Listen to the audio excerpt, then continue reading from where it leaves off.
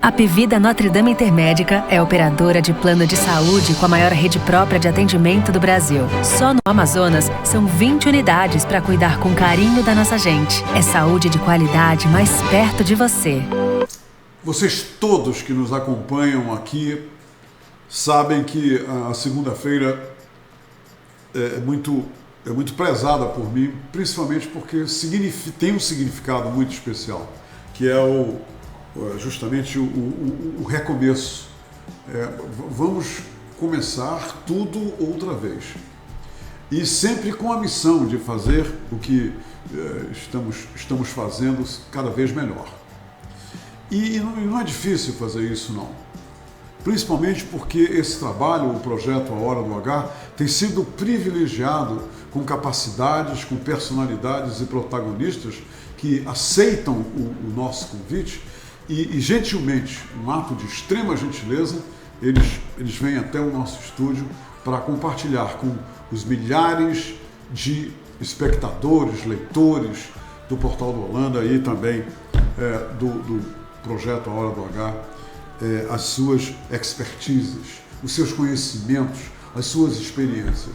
E o resultado disso tem sido, e vocês já sabem disso também, as grandes e únicas e valiosas revelações que cada uma dessas personalidades fazem durante os nossos encontros, que já são mais de 1000, né? Faz tempo que 1000 pessoas passaram por aqui. Então, a segunda-feira para mim é marcante, a segunda-feira para mim é significativa, principalmente esta segunda-feira, porque eu estou recebendo um profissional, eu estou recebendo uma pessoa altamente preparada no verdadeiro sentido da palavra, e ainda tem um viés único, porque sintam só isso, eu geralmente não faço o que eu estou fazendo agora, vocês sabem disso.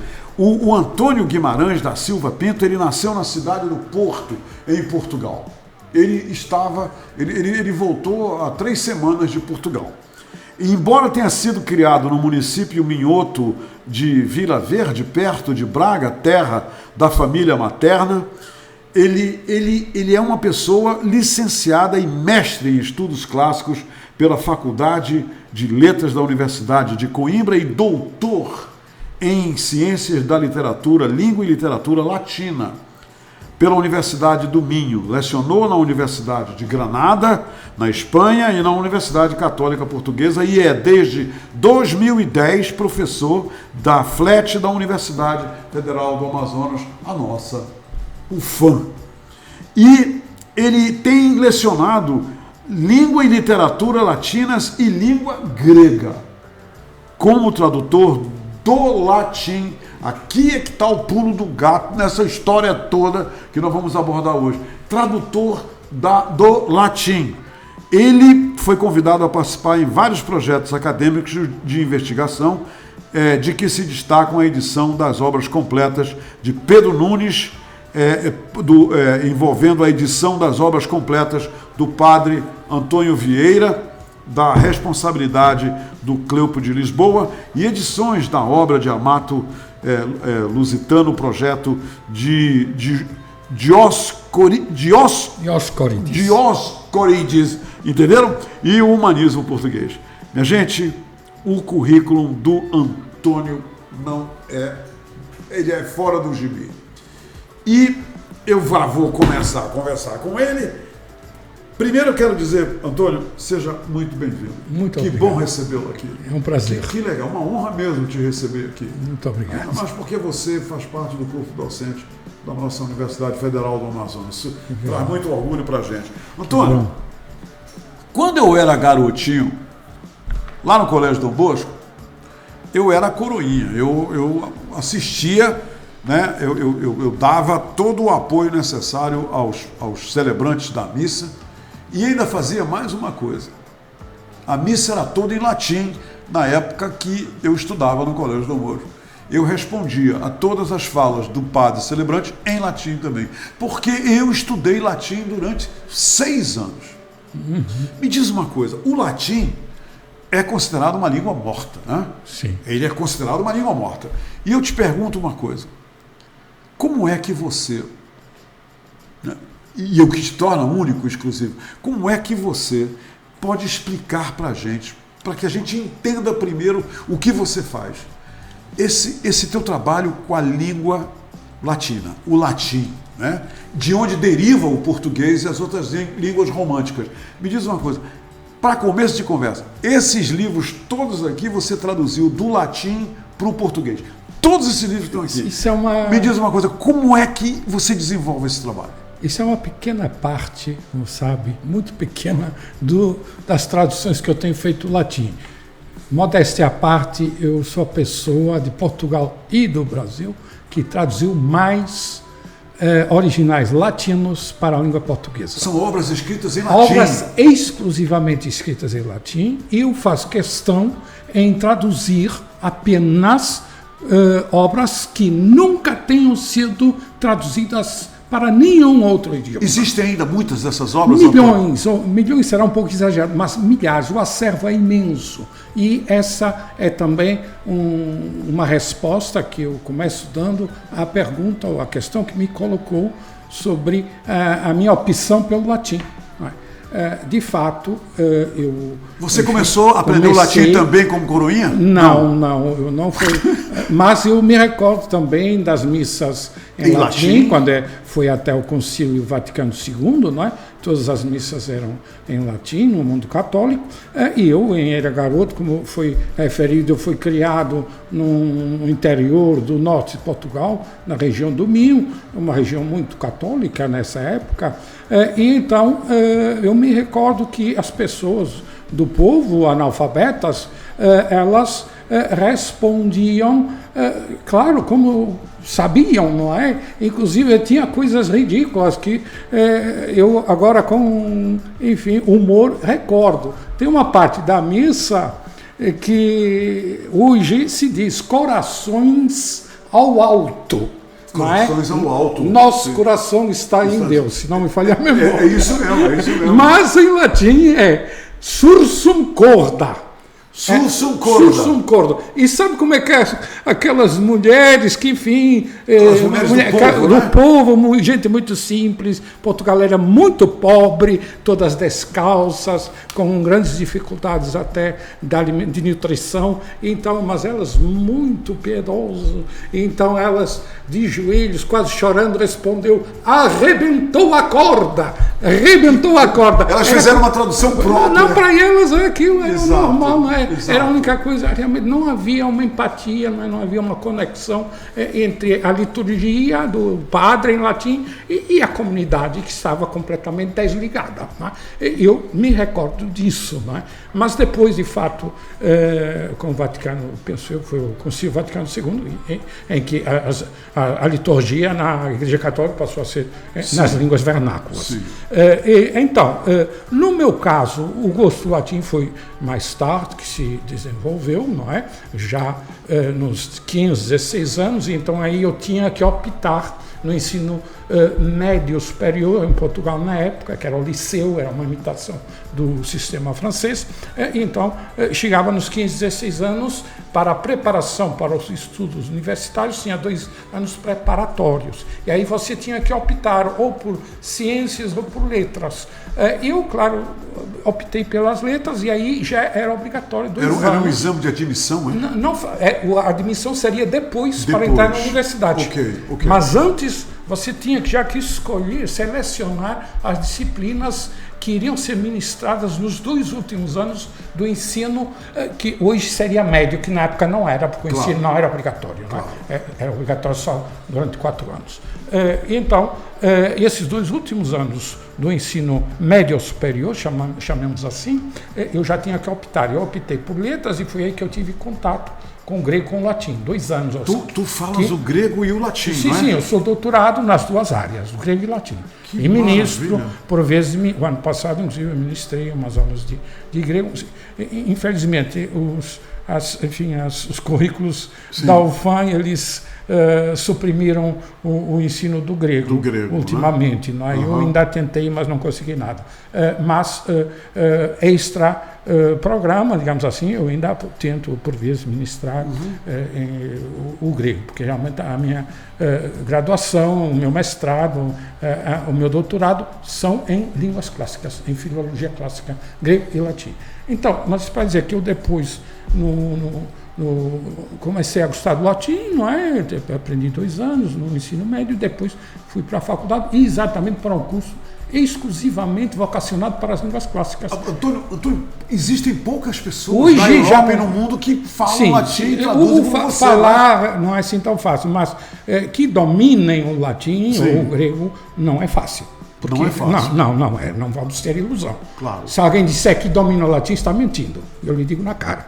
Eu trabalho com o latim diariamente, muitas horas, há mais de 30 anos. E o latim ainda é ensinado em algum lugar? Eu ensino, eu sou professor de latim na UFAM, portanto é obrigatório. Quer dizer, na UFAM as pessoas... É obrigatório, os cursos de língua... Existem cursos de latim na UFAM?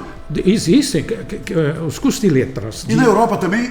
Não, olha, o Brasil aí é privilegiado, por exemplo, em relação a Portugal, por isso eu estou aqui. Porque em Portugal você faz uma graduação em língua portuguesa, ou em língua francesa, ou em língua espanhola ou italiana, sem nunca ter estudado latim. E aqui não. Aqui, e essas línguas derivam do latim? Obviamente. Como é que você faz um doutorado na história da língua portuguesa sem ter estudado latim? Absurdo. Isso é possível em Portugal.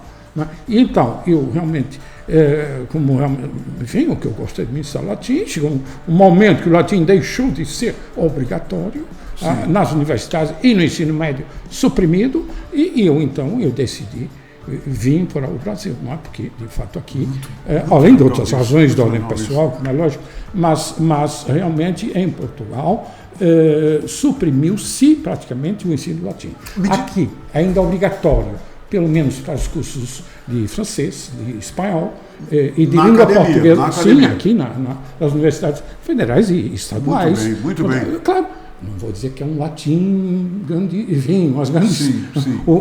São 2, 3 semestres, não é? É o básico. Mas transfere a base para entender melhor o básico. O nosso vernáculo. Exatamente, mas é um primeiro passo. Claro. E aquela pessoa que realmente sente vocação, ela já, por si mesma, depois, ou recorrendo aos especialistas, ela poderá especializar-se. Mas aqui, realmente, não está totalmente descurado esse ensino. Não é? Não vou dizer, como repito, que seja realmente o ideal, não é? Mas o mínimo a gente, aqui na UFAM, ainda ministra. Antônio, me diz uma coisa. E é disso que eu vivo. Antônio.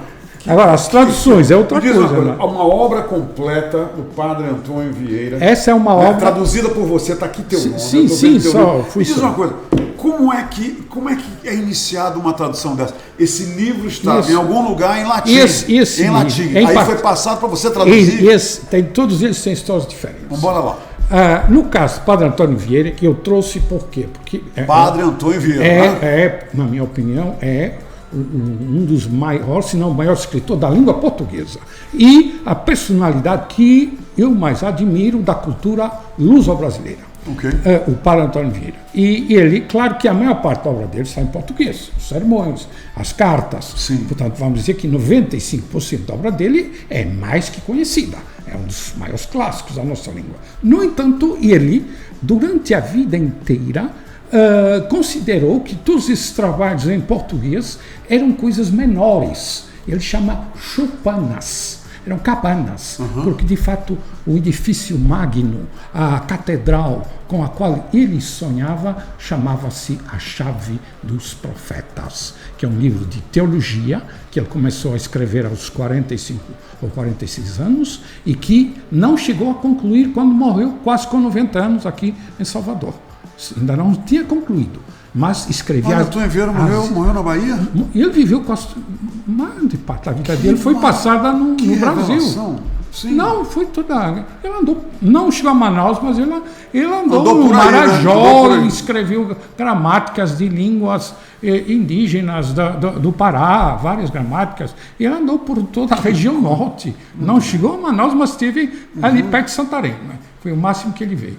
Ele foi criado, ele nasceu de fato em Lisboa, mas ele com 7 anos já veio para Salvador. O pai dele tinha um bom emprego na função pública na Bahia, e ele foi criado no Brasil, não é? Não vou dizer que é mais brasileiro do que português, porque não faz sentido naquela época falar de separar Brasil e Portugal, não é? Mas a grande parte da vida dele foi passada no Brasil. Agora, essa obra, ele escreveu teológica, é uma obra messiânica. A Chave dos Profetas, ele escreveu toda em latim. Toda em latim, às escondidas, porque era uma obra teologicamente muito complexa. São esses 2 volumes. São então... 2 volumes. Aí só está a tradução. Não é? Então, essa obra ele não chegou a terminar, e como era uma obra suspeita do ponto de vista da ortodoxia católica, quando ele morreu, os companheiros, os jesuítas, mandaram para Roma alguns exemplares escondidos que foram para os jesuítas de Roma, e o livro, como tinha matérias realmente discutíveis do ponto de vista do catolicismo, permaneceu inédito até que em 2010... Você traduziu. Eu traduzi, fui contratado. Imagine eu aqui em Manaus, não é? Vem uma comissão de Portugal. Que maravilha! Vem de Portugal. Ele foi publicado no Brasil, então? Não, foi publicado. Em Portugal também. Existe a primeira edição em Portugal, 2 edições em Portugal e uma no Brasil. E uma no Brasil. São Paulo, pela editorial Inaciano. Antônio, Diogo de Teve. Me diz uma coisa, obra completa. Porque ele é meu conterrâneo de Braga, foi um grande latinista. Vamos mostrar essa aqui. Toda a obra dele é escrita em latim. Olha a grossura desse livro. Os meus livros normalmente. Eu não sou desidioso no trabalho. Antônio, quanto tempo tu levaste para traduzir esse Diogo de Teve? Tu lembras? Não lembro, não, mas né? Foi feito com muito amor, porque é um conterrâneo, é um bracarense que sofreu muito, foi perseguido pela Inquisição. Então, a história dele passa na Inquisição. No e ele acabou, sim, ele foi preso pela Inquisição por denúncia de colegas invejosos, não é? O que é uma coisa que sempre existiu nas universidades, já vem de trás. Os colegas de Coimbra tinham inveja dele e denunciaram o homem, não é? Antônio, e a Inquisição o prendeu, não é? Antônio, para todo mundo saber, 977 páginas. Tem maiores. Este livro aqui. Tem maiores, tem. Tem maiores. Tem, a minha tese de doutorado tem quase 2.000 páginas. Foi publicada pela editorial do Estado português, não é? Aquele lá, Defesa contra o Português Amargo. Este saiu há um mês. Foi o tal que eu estive em férias agora. Você foi para tratar desse livro, né? Agora em Portugal. Foi lançado agora, no dia 24 de março. Isso foi lançado agora. Foi publicado pela Universidade de Coimbra. Eu tenho publicado muitos livros nesta coleção, que se chama Portugal e Monumenta Neolatina. Portanto, livros de autores... Isso aqui é latim, é? Quer dizer... Lê Portugália, lê Portugália e Monumenta Neolatina, quer dizer, testemunhos em latim recente de autores portugueses. A ideia é esta. Que maravilha. Portanto, tenho várias obras nesta coleção. Este é o volume 27. Eu não vou dizer metade, mas uma grande parte dessa coleção é da minha autoria. Essa coleção tem 27 volumes. Este é o 27º. Tá vendo aqui? Agora, que são... Repare que tem texto em latim e depois a tradução portuguesa. É verdade, com licença. É uma coisa... O papel é muito bom. Olha só esse livro. A qualidade dele. Esse foi lançado há um mês em Portugal. Foi na Universidade de Coimbra, está aí, imprensa da universidade. Imprensa da Universidade foi lançado com a presença do reitor da universidade, o diretor da imprensa da universidade. E ele está mesmo em latim. Enfim, já que aqui não consigo imprimir nada na Universidade do Amazonas, eu publico em Coimbra ou em Lisboa. Esse aqui, Antônio. Olha, na quinta-feira passada, este mesmo Centro Científico e Cultural de Macau, que tem... mas é em Lisboa, é dinheiro da China, é dinheiro do governo chinês. Na quinta-feira publicaram um outro livro meu, que eu não tenho aqui, porque eu não estive presente. Sim, claro. Foi uma cerimônia, teve lá o embaixador da China, lá em Lisboa, não é? Foi publicado em Lisboa. Em Lisboa. Financiado por... E porque existe em Lisboa que se chama Centro Científico e Cultural de Macau. Que tem Era uma colônia portuguesa na China, sim, né? foi eu não chamaria colônia. Quer dizer, uma colônia. Foi um território sob a administração portuguesa, que a China sempre aceitou, não é? Porque lhe convinha. E ainda hoje, foi até o ano 2000. Ainda hoje tem um estatuto especial. O governo chinês tem, enfim, permite uma série de liberdades que não permite na China. Sabe o que me chamou a atenção em Macau? Eu estive em Macau. Havia aquela igreja lá, São só Paulo. à frente São da Paulo, igreja. era dos jesuítas. Isso foi um raio que derrubou. Não, foi uma revolta incêndio, dos né? chineses. Foi uma revolta, queimaram tudo. Queimaram a igreja, só ficou à frente.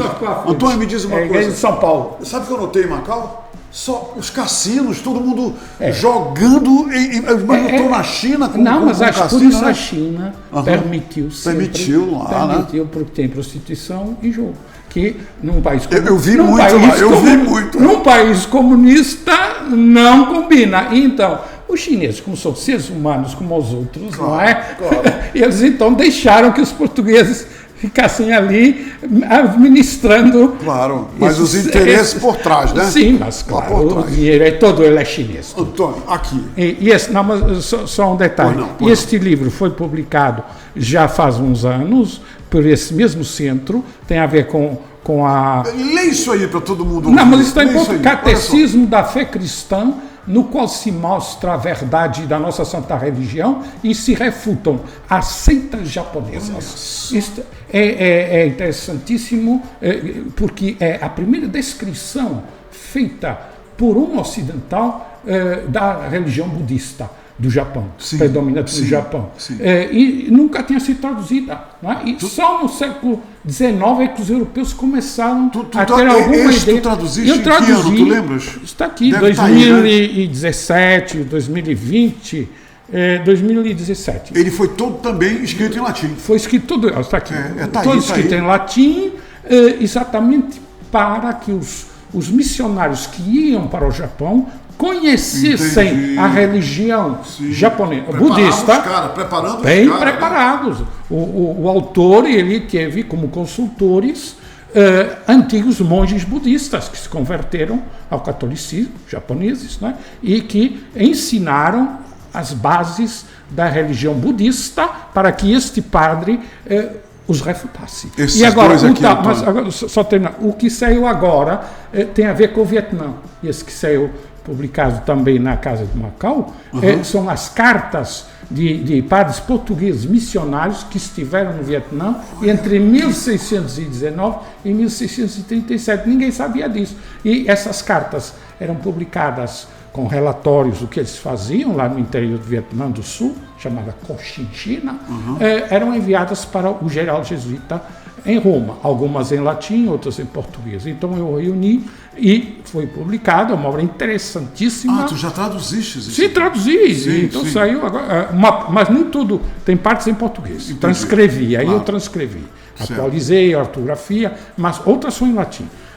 Então, fala sobre essa ação que era desconhecida, não é, dos jesuítas, de alguns poucos jesuítas no interior do Vietnã, não é, e descreve os costumes, a língua, a religião daquela gente naquele tempo. É muito interessante. Mas quem pagou foi o governo chinês. Tu está me encantando, Antônio. Eu estou encantado. A China, a gente fala tão mal da China, não é? Mas eles pagam. Esse livro que fala sobre o Japão foram os chineses que pagaram. Esse que agora é do Vietnã foram os chineses que pagaram. Esse aqui eu trouxe, não é meu. Este é de um tio meu, avô, que foi um eminentíssimo jurista. Esse livro. Quantos anos tem esse livro? Esse livro é antiquíssimo, ele tem quase 100 anos. Mas é um clássico da jurisprudência brasileira. O direito internacional privado no Código Civil Brasileiro, publicado pela imprensa da Universidade de Coimbra. Não é? Continua, o meu tio, eu continuo uma tradição familiar. Olha só. Que ele, como jurista, que foi. E este livro tem mais de 100 anos, né? Tem 100 anos, pelo menos. É um livro muito citado pelo Rui Barbosa. O Rui Barbosa, não é? O grande jurista e político brasileiro, não é? Águia de Haia. Águia de Haia, lá está o direito internacional. Então, ele cita a miúde esse livro do meu tio, não é? Porque realmente é um clássico sobre o direito internacional e o Código Civil brasileiro. Então, tá quem aqui. é ele? É Quem ele. é ele? Está aí, é ele. Para mim, é uma referência, do tio, não é? Esse é o autor desse livro? É o autor desse. Essa foto é a ampliação, enfim, é o retrato. Sim. Foi ele que escreveu há 100 anos esse livro. E muitos outros. E ainda hoje é a autoridade máxima em direito internacional privado. Deus te tenha. Mas ele essa foto, o retrato em tamanho natural, está na biblioteca da Faculdade de Direito de Coimbra, que foi ele que fundou. Está lá. Você entra lá e está lá. Antônio, tu lembras dele? Tu tens uns traços tinha mais cabelo que eu. Suelen, tem ou não tem os traços do Antônio? Faltou o bigode, né? Só faltou esse bigode branco aí. Antônio, que maravilha. Eu gostaria de saber o seguinte. Uma pergunta que me fizeram trazer para ti. Eu digo, não, eu vou perguntar dele. Você daria, se entrarem em contato contigo, palestras sobre esse teu trabalho? Você, se convidado, você iria e daria palestras sobre esse teu... Porque aí eu falei, deixa eu perguntar para ele, porque me pediram o teu telefone e tudo mais. Eu digo, não, primeiro eu quero falar com o Antônio. Sim, eu faço com frequência. Qualquer pessoa que queira saber mais... E você me falou, tem outras obras que você não trouxe, né? Porque nós não teríamos tempo aqui. Erasmus, inclusive eu traduzi um clássico do inglês, que é o Conrad, o Joseph Conrad, e eu trazia uma obrinha dele que nunca tinha sido traduzida. Caspar Ruiz, nunca tinha sido traduzido para português. É o único livro do Conrad. Você tirou do inglês esse livro? Eu traduzi do inglês, mas foi uma brincadeirinha, um passatempo, para desanuviar.